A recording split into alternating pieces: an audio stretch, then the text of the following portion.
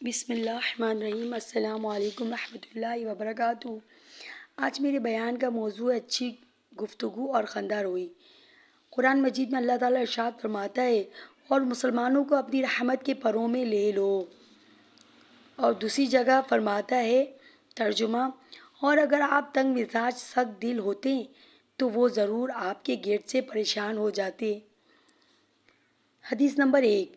حدیث مبارک حضرت عادی رضی اللہ تعالیٰ عنہ سے مروی ہے، رسول اکرم صلی اللہ علیہ وسلم نے فرمایا، آگ سے بچو اگرچہ ایک کھجور کے ٹکڑے کے ساتھ ہی ہو۔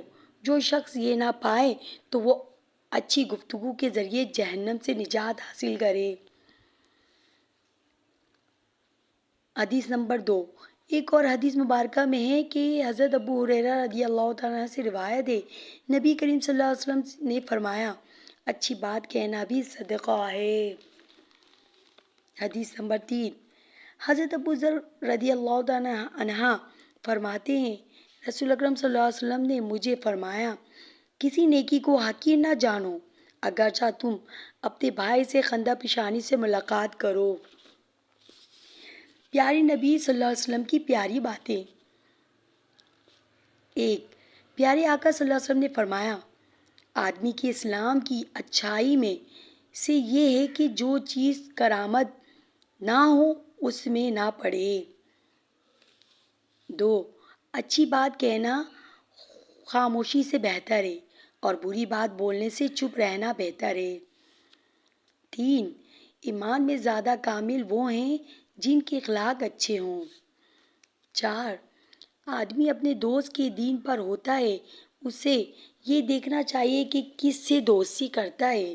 آدمی اس کے ساتھ ہوتا ہے جس سے محبت کرتا ہے۔ اچھا ساتھی وہ ہے کہ جب تو خدا کی یاد کرے وہ تیری مدد کرے، اور جب تو بھولے تو وہ یاد دلائے۔ 5۔ ظالم بادشاہ کے پاس حق بات بولنا بہترین جہاد ہے۔ 6۔ بد فعلی کوئی چیز نہیں اور فعل اچھی چیز ہے۔ لوگوں نے عرض کیا، فعل کیا چیز ہے؟ فرمایا، اچھا کلمہ جو کسی سے سننے یا کہے جاتے وقت یا کسی کام کا ارادہ کرتے وقت کسی زبان سے اچھا کلمہ نکل گیا تو یہ خیال حسن ہے۔ 7۔ والد کا اپنی اولاد کو اس سے بڑھ کر کوئی عطیہ نہیں کہ اسے اچھے آداب سکھائے۔ گفتگو اور ملاقات کے آداب سے ہیں کہ عزیزوں اور قریبوں اور رشتہ داروں اور ملنے جلنے والوں سے ملاقات کے